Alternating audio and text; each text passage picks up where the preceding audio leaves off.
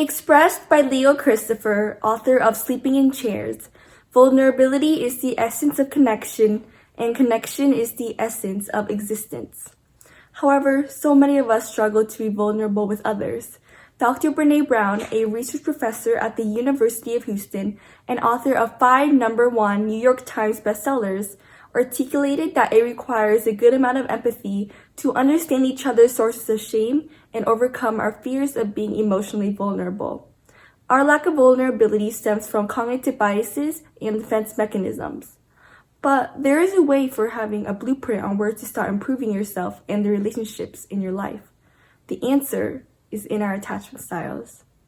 Hi, my name is Lauren Bowie. From 2 months of strenuous research and organizing, I crafted an educational animated video series on attachment styles. It covers what the attachment styles are, learn beliefs and how they may affect how we interact with others, how we can strive to cultivate more healthy relationships, healthy parenting skills in developing secure bonds with children, and how we can help improve ourselves with self-compassion. My drive for this series stemmed from my own awareness that I can have some unhealthy beliefs and behaviors in relationships. Also, when interacting with others, if you notice that they may exhibit a particular attachment style, you can use this informative series to help understand them better. For example, understand why they may behave in certain ways and the belief systems that may be in place. However, you do not need to agree with them or fix them either if they're behaving in a toxic manner towards you. On the other hand, stated by psychosexual and relationship therapist Sylvia Neves, it isn't a problem if we have a different attachment style from our partner. One of the best matches is that between a secure and anxious attachment. It matters that we take the time to sit down and understand what that attachment style means for the other person's needs. Attachment styles refer to your systematic pattern of emotions, behaviors, and expectations for how others will respond in relationships. They stem from your early interactions with your caregiver and result in learned defense mechanisms for protecting yourself from hurt. These can translate into cognitive biases and behavior patterns displayed in later relationships. John Bowlby, a British psychologist, psychiatrist, and psychoanalyst, had believed that the attachment style was an all-or-nothing concept, meaning that you either had a bond with someone or you didn't. However, in an experimental study conducted by Mary Ainsworth, an American-Canadian psychologist, and her colleagues, they observed infants covertly through a one-way glass and noted their specific patterns of behaviors to certain situations. For example, a stranger encountering them, their mother leaving, then returning shortly after, and successive sets similar to these. They placed emphasis on the reunion episodes they had with their mother after she came back from leaving. They called this a strange situation experiment with 100 middle-class American families and infants aged between 12 to 18 months. Behaviors the infants displayed included A. Exploratory ones, moving around the room and playing with toys. B. Search ones, following the mother to the door, banging, orienting to, and looking at the door, as well as walking towards and looking at the mother's empty chair. And lastly, C. Emotional ones, whether they were crying or smiling. From analyzing the infant's reactions to these settings, Ainsworth concluded that there were 3 main attachment styles: the secure, insecure avoidant, and insecure ambivalent or resistant, also known as anxious. A 4th one, the disorganized attachment, was later identified by Maiden Solomon in 1990. For the infants with secure attachment, the results were as follows. Regarding separation anxiety, they were distressed when the mother left. In the stranger anxiety category, they were avoidant of the stranger when alone, but friendly when the mother was present. Their union behavior displayed they were positive and happy when their mother returned, and they used the mother as a safe base to explore their environment. Infants with secure attachment were easily soothed by their caregiver when upset. The caregiver was sensitive to their signals and responded accordingly to their needs. Relationships with a strong foundation, these children are comfortable showing and receiving love. They grow up to be warm and loving and cultivate trust with others without second-guessing them for no reason.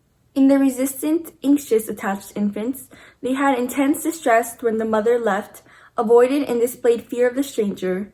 In reunion, the infant approached the mother but resisted contact and may have even pushed her away, and in general cried more and explored less than the other two types. When distressed, these infants were difficult to soothe and not comforted by interaction with the attachment figure. This behavior results from an inconsistent level of response to their needs from the primary caregiver, such as lacking a fine sense of timing in responding to their needs, causing them to become, as the name suggests, anxious and resistant to their caregiver's help. This can manifest in being uncertain about your own worth and being unsure of others' acceptance or ability to love you.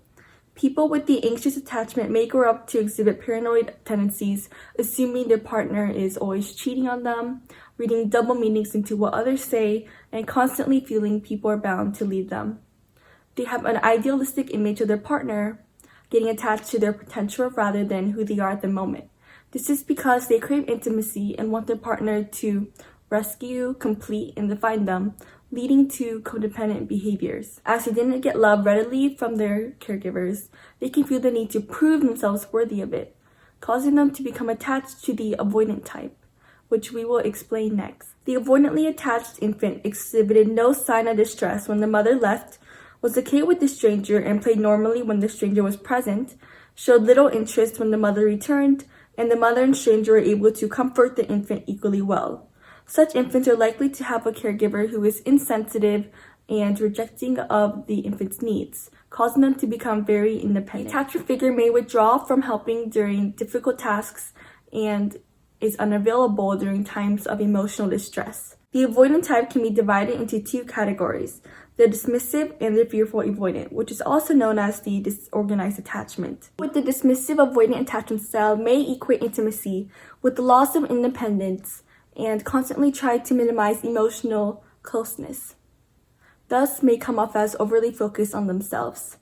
Also, they may avoid and be uncomfortable relying on others, striving for self-reliance. These avoidant behaviors were a defense mechanism against the mother's own rejected behavior. They were more uncomfortable with physical contact and easily angered compared with the other infants in the experimental study. Having a lack of love themselves, they can be critical of others' affectionate relationships or think finding a partner is boring.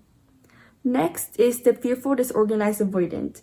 As suggested by the name, they're disorganized in their approach to others, afraid of being too close or too distant.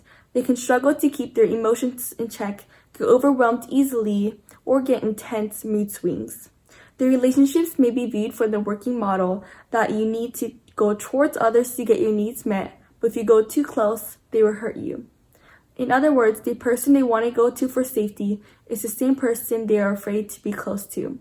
As a result, they have no organized strategy for getting their needs met by others. The avoidant types can look like single, divorced people who keep others at arm's length. Here, they can be in a habit of self-sabotaging their blooming romances out of nowhere, afraid their new partner will leave them. So they decide to leave first to avoid the hurt, an unconscious attempt to make sure they never again go through what they went through with their original caregiver. However, the irony is that by engaging in these defenses, they're actually recreating the very thing that they wanted to avoid in the first place. Our knowledge of the different attachment styles can help us become more compassionate, which leads to more fulfilling relationships with others and ourselves. Let's discuss both compassion and self-compassion as they are equally important. Stated from Kristen Holman, who works in the psychology department at the Grove City College in Pennsylvania, self-compassion is a kind-hearted way of relating to one's failures, weaknesses, and disappointment. It is composed of three interrelated components: self-kindness, common humanity, and mindfulness. Self-kindness refers to treating oneself with forgiveness, warmth, sensitivity, and acceptance, particularly in the face of failures or personal weakness.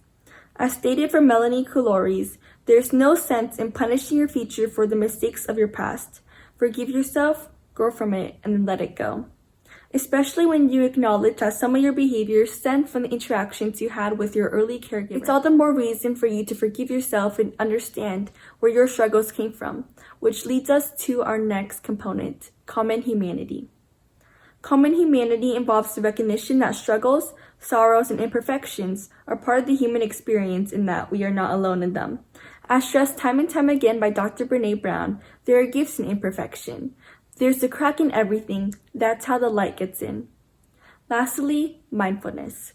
Mindfulness refers to taking a balanced, non-judgmental approach to one's emotions, rather than becoming consumed with negative thoughts and feelings. Only by accepting and treating yourself well can you truly care for another person, as stated by a child advocacy ministry organization.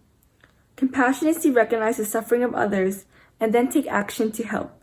Understanding that we are not perfect and are influenced by prior relationships, we can work towards accommodating ours and others' needs through communication, compromise, and commitment to your relationship.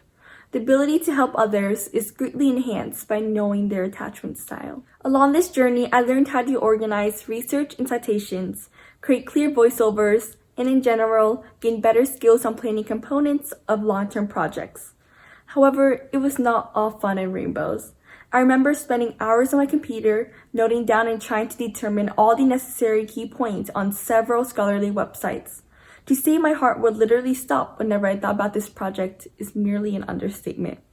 I've never had to thoroughly research and organize my data into a craft by myself before, and I think that was where my real fear stemmed from, the lack of confidence in myself. Having made it out of the other end, mostly in one piece, I can say that this was not only a school project. It was a journey, not only in the creation process, but in my personal one. It changed my perception of myself and what I'm capable of. When I watch my videos, I don't only see cartoons. I see months of in-depth researching and organizing, creating scripts, animations, and voiceovers. I hope that if you take one thing away from this presentation today, it is that everyone has triggers. Triggers and defense mechanisms that we have learned to develop from the early experiences in our lives. But we aren't doomed to repeat the same patterns over and over. Take time to develop compassion, communicate with your loved ones, and be vulnerable in order to build the human connection.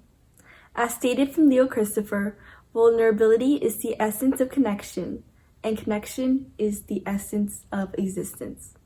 Thank you.